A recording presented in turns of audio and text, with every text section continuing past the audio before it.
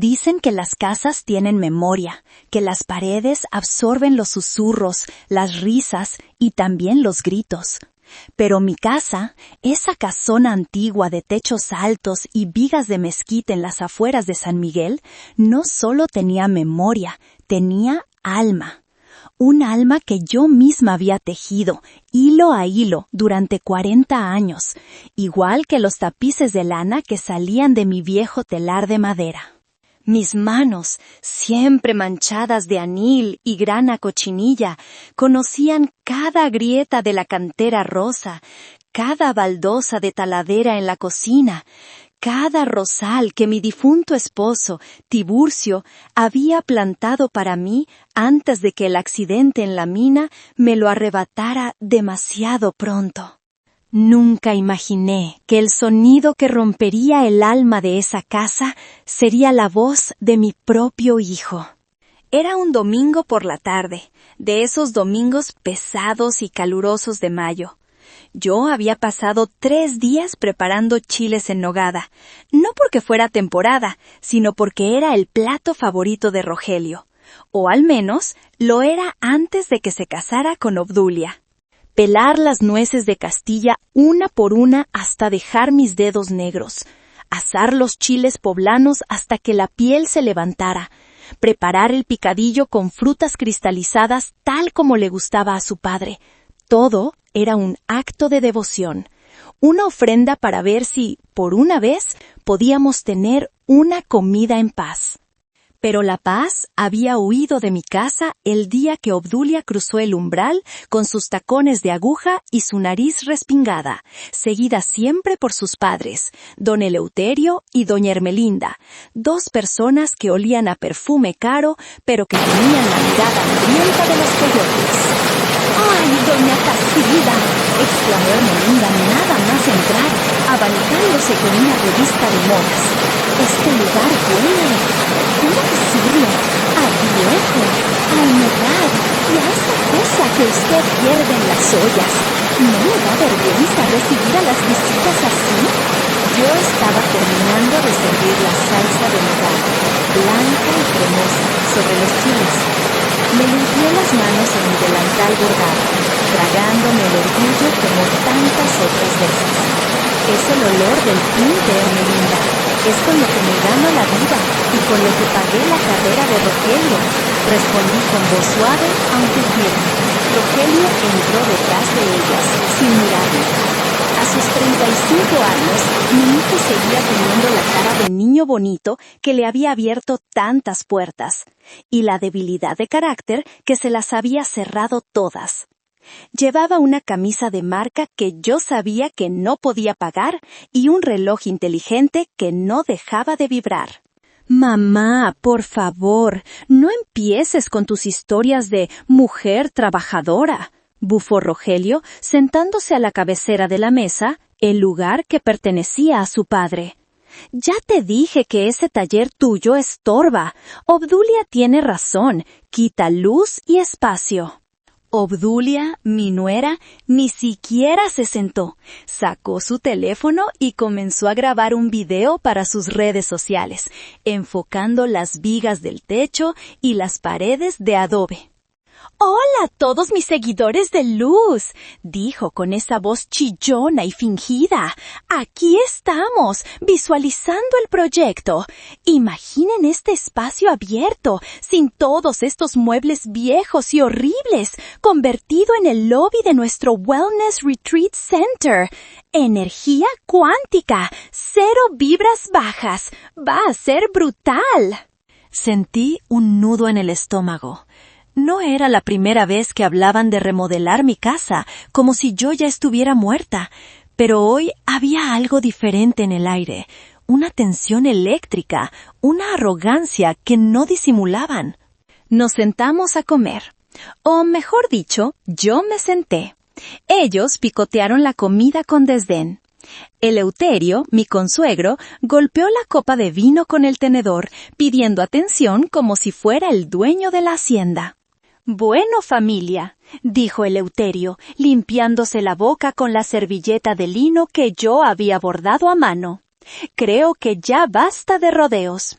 El tiempo es dinero, y el dinero no espera a los sentimentales. Rogelio, hijo, dile a tu madre la buena nueva. Mi corazón dejó de latir por un segundo. Miré a Rogelio. Él evitaba mis ojos, concentrado en cortar el chile poblano con una violencia innecesaria. «Rogelio», susurré, «¿qué pasa?» Mi hijo soltó el cuchillo y el tenedor sobre el plato de Talavera. El sonido fue como un disparo en el silencio del comedor. Se sirvió un trago largo de tequila, tomó aire y, finalmente, levantó la vista. Sus ojos estaban inyectados de una mezcla de miedo y esa falsa valentía que da el alcohol. «Mamá, ya no podemos seguir así», dijo, arrastrando las palabras. «Obdulia y yo necesitamos capital. Mis inversiones en criptomonedas, necesitan un empujón. Y los papás de Obdulia tienen un contacto». «¿De qué estás hablando?», pregunté, sintiendo que el frío me subía por las piernas. «Hablo de la casa, mamá, de esta casa. Es demasiado grande para una vieja sola como tú. Es un desperdicio, es un activo muerto». «Esta casa no es un activo, Rogelio. Es mi hogar. Es donde nació tu padre, donde naciste tú. Es donde tengo mi taller». «Tu taller no vale nada», gritó de repente, golpeando la mesa con el puño cerrado. La salsa de nogada salpicó el mantel blanco. «Tus trapos viejos no valen nada. Estamos hablando de millones, mamá, millones de pesos». Obdulia se acercó a él y le puso una mano en el hombro, no para calmarlo, sino para darle fuerza. «Dile, Rogelio, dile lo que hicimos hoy», insistió ella con una sonrisa venenosa. Rogelio respiró hondo y soltó la bomba. «Ya cerramos el trato, mamá, hoy en la mañana. Don Fausto, el inversionista de Querétaro, nos dio el adelanto. 2 millones de pesos en efectivo. La venta está hecha». El mundo se detuvo. El zumbido de las moscas, el calor de la tarde, el olor a nuez, todo desapareció. Solo quedó la cara de mi hijo, deformada por la ambición. «¿Vendiste mi casa?» Mi voz salió como un hilo roto. «¿Cómo pudiste vender algo que no es tuyo?» «¡Es mía!», rugió él, poniéndose de pie de un salto. La silla cayó hacia atrás con un estruendo. «Papá murió sin testamento. Soy el único hijo varón. Por derecho natural es mía. Tú solo eres la viuda que vive de prestado». «Rogelio, por Dios». «¡Cállate!», me gritó, y esa fue la primera vez en su vida que me cayó con tal odio. «Ya estoy harto de tus sermones, harto de tu olor a tinte, harto de que me mires como si fuera un inútil. Ya tomé el dinero, ya lo gastamos en pagar deudas y reservar el viaje a Europa. No hay vuelta atrás». Se inclinó sobre la mesa, invadiendo mi espacio, su rostro a centímetros del mío. Podía oler el tequila en su aliento. «Escúchame bien, mamá. Don Fausto quiere la propiedad vacía para el viernes. Tienes 48 horas. 48 horas para largarte. Obdulia ya te consiguió un cuarto en la vecindad de Santa Julia. Es pequeño, pero para lo que te queda de vida es suficiente». «¿Me estás echando?», pregunté, y las lágrimas que tanto había retenido empezaron a quemarme los ojos. «¿Me estás echando a la calle, hijo mío?» «Te estoy dando una oportunidad de no ser un estorbo», dijo él, acomodándose el saco. «Tienes 2 días. Saca tus trapos, tus santitos y tus fotos viejas. Pero deja los muebles, las puertas y todo lo que tenga valor arquitectónico. Don Fausto compró la experiencia colonial. No quiero que te lleves ni un foco». Eleuterio y Ermelinda se levantaron, sonriendo como si acabaran de ganar la lotería. «Vámonos, hijos», dijo Ermelinda. «Dejemos que doña Casilda empiece a empacar. No querrá que la agarren las prisas». Salieron del comedor como una procesión fúnebre a la inversa, llenos de vida y risas, dejándome sola con los platos sucios y el corazón hecho pedazos sobre el mantel manchado. Me quedé sentada allí durante horas, hasta que la luz de la tarde se convirtió en sombras largas que se arrastraban por el suelo de barro. Mi mente, aturdida por el dolor, empezó a vagar hacia el pasado, hacia mi propio museo de cicatrices. Recordé el día que Tiburcio murió. El capataz de la mina vino a tocar la puerta con el sombrero en la mano. Rogelio tenía 5 años. Yo no lloré frente al niño. Me tragué el grito y esa misma noche me senté en el telar. Tejía con rabia, con desesperación, porque sabía que si dejaba de mover las manos nos moriríamos de hambre. Recordé cuando Rogelio cumplió 18 años y chocó la camioneta que usábamos para repartir los pedidos. Estaba borracho. Pagué la fianza y la reparación con los ahorros de 3 años, dinero que era para arreglar el techo que se goteraba. «Es un muchacho, Casilda, ya aprenderá», me dije. Recordé hace 2 años, cuando me enfermé de neumonía. Estuve 2 semanas en el hospital. Rogelio fue a verme una sola vez y fue para pedirme el NIP de mi tarjeta de débito para comprar medicinas. Cuando salí, la cuenta estaba vacía. Se había comprado una consola de videojuegos y ropa nueva. «Lo necesitaba para desestresarme, mamá. Estaba muy preocupado por ti», me dijo. Y yo, tonta, vieja y tonta, le creí. O fingí creerle, porque la verdad dolía demasiado. Pero esto era diferente. Esto no era un error de juventud ni un desliz egoísta. Esto era una ejecución. Mi propio hijo, la carne de mi carne, me estaba arrancando la raíz de la tierra. Me levanté con las piernas temblando y fui a la cocina a lavar los platos. El agua fría sobre mis manos me ayudó a pensar. Mientras frotaba la porcelana, escuché ruidos en el jardín. La ventana estaba entreabierta. Eran Rogelio y Obdulia. No se habían ido. Estaban celebrando en la terraza con una botella de mi mejor mezcal. Me acerqué a la ventana, oculta por las cortinas de encaje. «Te dije que la vieja no iba a pelear», decía Rogelio riendo. «Está cansada. Siempre ha sido débil». «Lo hiciste genial, mi amor», respondió Obdulia. «Pero oye, ¿estás seguro de lo de los papeles? Don Fausto es peligroso. Si se entera de que...» «Tst», la calló Rogelio. «No se va a enterar. Tengo el poder notarial que mamá firmó cuando estuvo en el hospital. Está vencido, pero don Fausto no revisó la fecha, solo quería el terreno. Y para cuando se den cuenta, ya habremos cobrado el resto. Estaremos en París y mamá estará en el asilo o donde sea. La casa es mía por herencia de todos modos, solo estoy adelantando el trámite». «Eres un genio, mi vida. Salud por los nuevos millonarios». El sonido de las copas chocando fue el sonido final, el clic que mi cerebro necesitaba. «Siempre has sido débil», había dicho. Se equivocaba.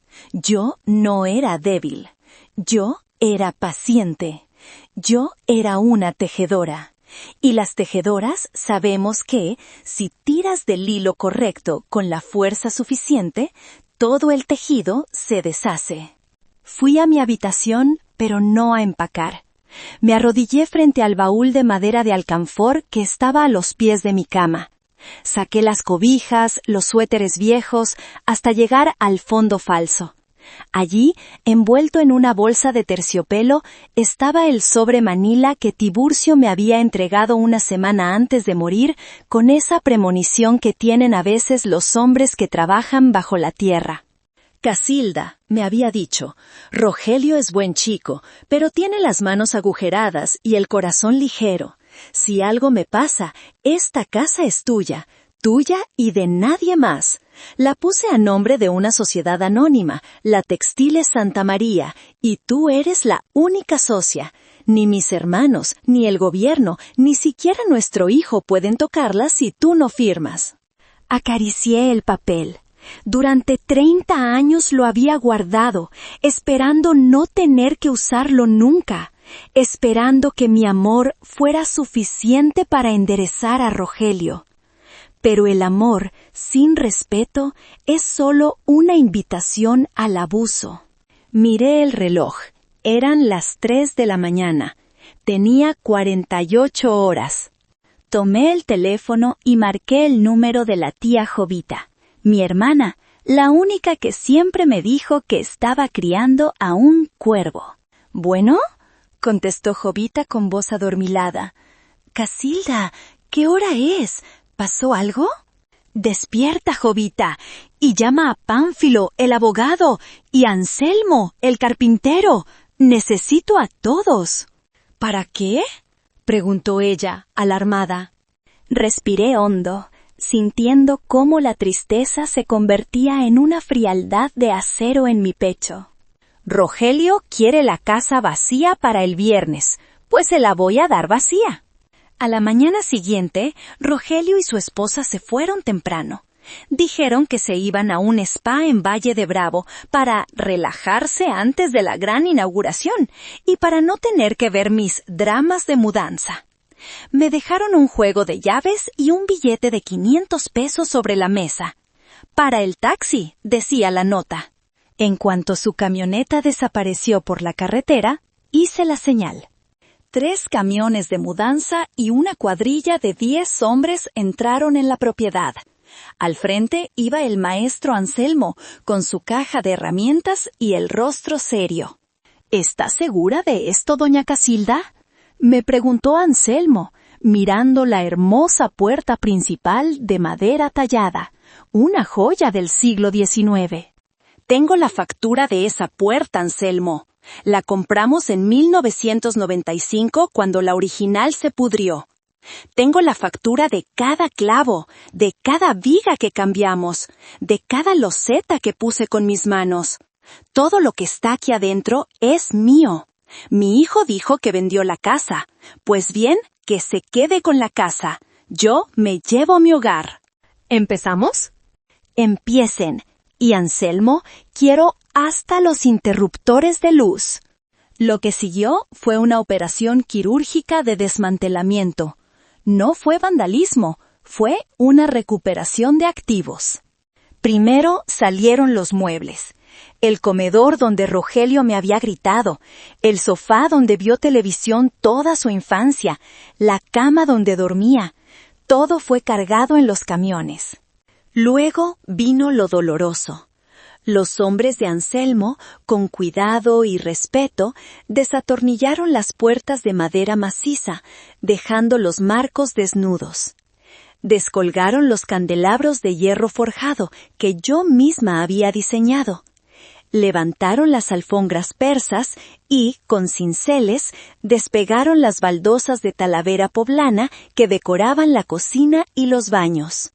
Rogelio las había prometido como originales de la colonia, pero yo las había mandado hacer hace 10 años. Tenía los recibos. En el jardín, 2 jardineros cavaban alrededor del gran árbol de jacaranda. ¿El árbol también, patrona?, preguntó uno, secándose el sudor.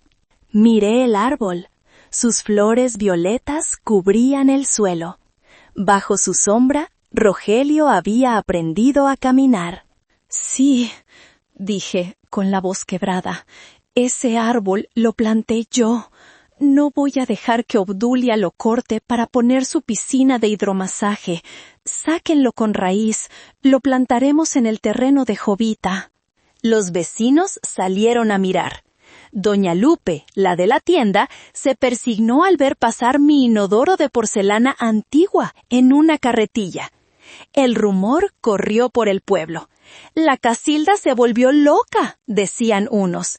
«La Casilda por fin despertó», decían otros. Para la noche del jueves, la casa era irreconocible. Ya no era un hogar cálido y acogedor. Era un esqueleto, un cadáver de ladrillo y cemento gris. Sin puertas, sin ventanas, me llevé los marcos de madera y los vidrios biselados. Sin lámparas, sin grifos.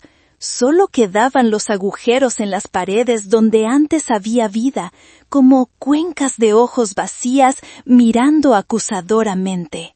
En mi habitación, que ahora era solo 4 paredes frías, encontré una pequeña marca en el yeso, cerca del suelo. Era una línea hecha con lápiz. Rogelio, 3 años. Pasé mis dedos por la marca una última vez. «Adiós, mijo», susurré al vacío. «Ojalá el dinero te abrigue tanto como yo lo hice». Salí por el hueco donde antes estaba la puerta principal. Jovita me esperaba en su camioneta vieja. Subí apretando contra mi pecho el sobre de terciopelo con las escrituras reales. «¿Estás bien?», preguntó Jovita, tomándome la mano. No miré atrás. «Estoy cansada, hermana, pero estoy limpia. Vámonos». El viernes por la mañana, el sol brillaba con esa crueldad indiferente que tienen los días de tragedia. Jovita y yo estacionamos su camioneta a 1 cuadra de distancia, ocultas tras unos arbustos, pero con vista clara a la entrada de la casa. El abogado Pánfilo estaba en su coche, un poco más adelante, esperando mi señal. A las 10 en punto llegó el desfile. Primero el coche deportivo rojo que Rogelio había rentado o quizás comprado con el anticipo. Bajó él, impecable, con lentes de sol y traje de lino. Obdulia llevaba un vestido blanco vaporoso y un sombrero de ala ancha, teléfono en mano, transmitiendo en vivo. «Llegó el gran día, amores», la escuché chillar a lo lejos. «Vamos a recibir las llaves de nuestro palacio». Detrás de ellos llegaron Eleuterio y Ermelinda en su camioneta, y finalmente una limusina negra de la que descendió don Fausto. Era un hombre bajo, robusto, con cara de pocos amigos y 2 guardaespaldas que parecían armarios. Don Fausto traía un maletín metálico, el resto del dinero. Rogelio se acercó a don Fausto, estrechándole la mano con una sonrisa que se veía desde la esquina. «Don Fausto, un placer. Todo está listo. Mi madre ya desocupó la propiedad». «Eso espero, muchacho», gruñó don Fausto. «Traje a mi arquitecto para empezar a medir hoy mismo. Quiero ver esa carpintería de la que tanto presumiste». Rogelio sacó el juego de llaves que yo le había dejado. Se dirigió a la entrada con paso triunfal. Obdulia lo seguía de cerca, enfocando la puerta, o mejor dicho, el hueco oscuro donde debía estar la puerta. Rogelio se detuvo en seco. Se quitó los lentes de sol. Parpadeó. «¿Pero qué?». Dio un paso adelante y entró. Obdulia soltó un grito agudo que hizo ladrar a los perros de la cuadra. Desde mi escondite vi cómo don Fausto entraba detrás de ellos. Pasaron 10 segundos de silencio y luego la explosión. «¿Qué mierda es esto?». El grito de don Fausto retumbó hasta donde estábamos. Rogelio salió corriendo de la casa, pálido como un papel, con las manos en la cabeza. Volvió a mirar la fachada. No había marcos en las ventanas, no había faroles. «¡Nos robaron!», gritó Rogelio. «Don Fausto, nos robaron. Unos vándalos desvalijaron la casa». Don Fausto salió detrás de él, rojo de ira. Agarró a Rogelio por las solapas de su traje de lino caro y lo sacudió como a un muñeco. «¿Vándalos? rugió el inversionista. «Esto no es obra de vándalos, imbécil. Aquí no hay vidrios rotos. Desmontaron todo. Me vendiste un cascarón. ¿Dónde están las puertas del siglo XIX? ¿Dónde está la cocina de Talavera?» «No lo sé, se lo juro», lloriqueaba Rogelio. «Mi madre, ella estaba aquí». Obdulia seguía grabando, paralizada por el shock, hasta que su madre le dio un manotazo para que bajara el teléfono. «¡Llamen a la policía!», gritó Ermelinda.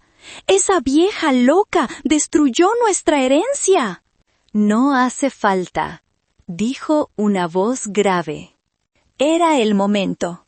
El licenciado Pánfilo salió de su coche y caminó tranquilamente hacia el grupo, ajustándose la corbata. Detrás de él, para sorpresa de todos, se acercó una patrulla de la policía municipal que Pánfilo había coordinado previamente.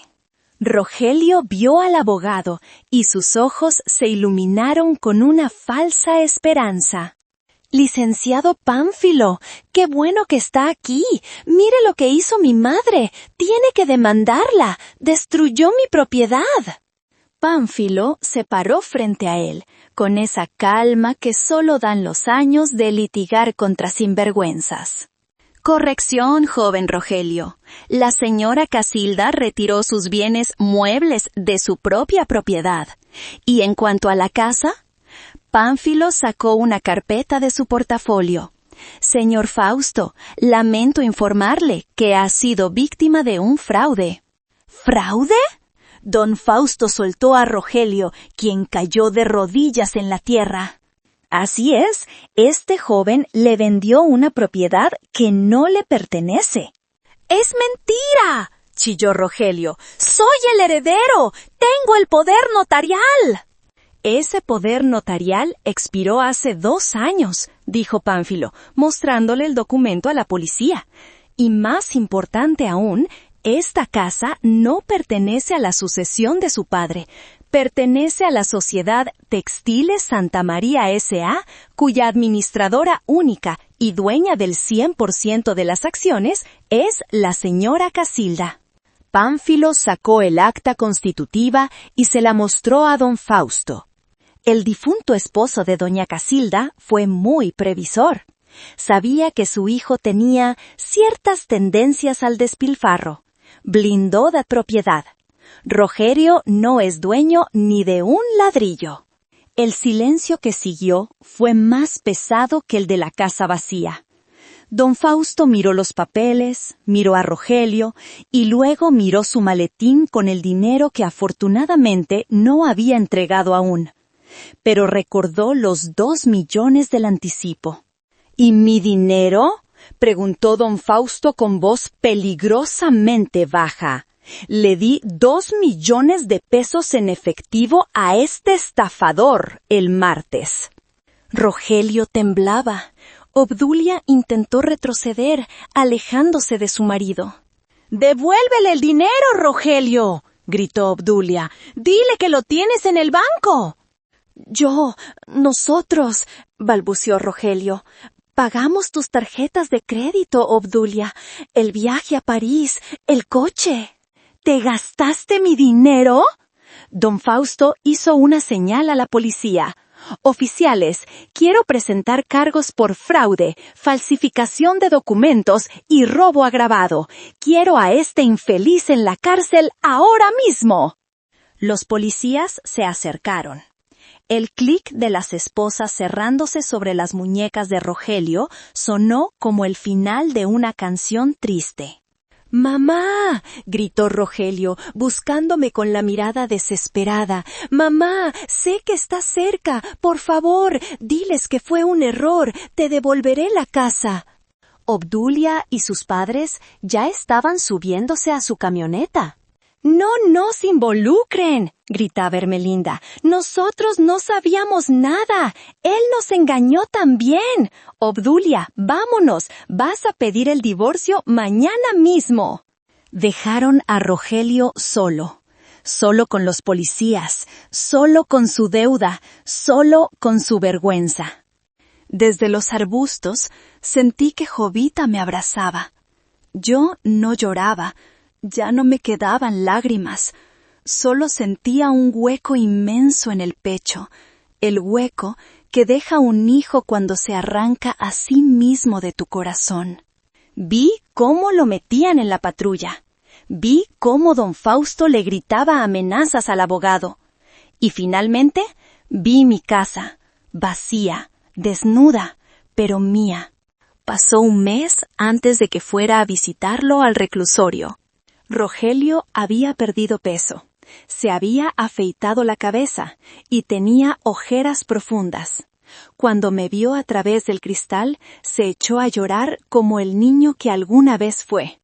«Mamá, perdóname, sácame de aquí, vende la casa, por favor, págale a don Fausto, te juro que trabajaré, te juro que te cuidaré.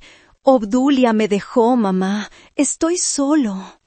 Puse mi mano sobre el cristal frío, mi mano aún manchada de anil, la mano que lo había alimentado, vestido y defendido toda su vida. «Hijo», dije suavemente, «ya no hay casa que vender». Rogelio dejó de llorar y me miró confundido. «¿Qué?» «Doné la casa», le dije. Y era verdad, había firmado los papeles esa misma mañana. Se la doné al Instituto de Artesanías de San Miguel. Van a convertirla en una escuela de tejido para mujeres indígenas. Llevará el nombre de tu padre. «Pero, ¿y el dinero?», preguntó él, y vi en sus ojos ese destello de avaricia que ni la cárcel había podido apagar del todo. «No hubo dinero, Rogelio, fue una donación. Solo me quedé con mis muebles, mis plantas y mis ahorros. Me voy a vivir a la costa, con tu tía Jovita. Vamos a abrir un pequeño puesto de hamacas». «¿Me vas a dejar aquí?», susurró él, aterrado. «5 años». «Te di la vida, Rogelio. Te di un techo, te di una carrera, te di mi amor incondicional. Y tú me diste 48 horas para irme a la calle». Me levanté de la silla. «No te estoy dejando aquí, hijo. Te estoy dejando en el único lugar donde quizás, solo quizás, aprendas que las cosas no se merecen por apellido, sino por sudor». «¡Mamá! ¡No te vayas! ¡Mamá!». Me di la vuelta y caminé hacia la salida.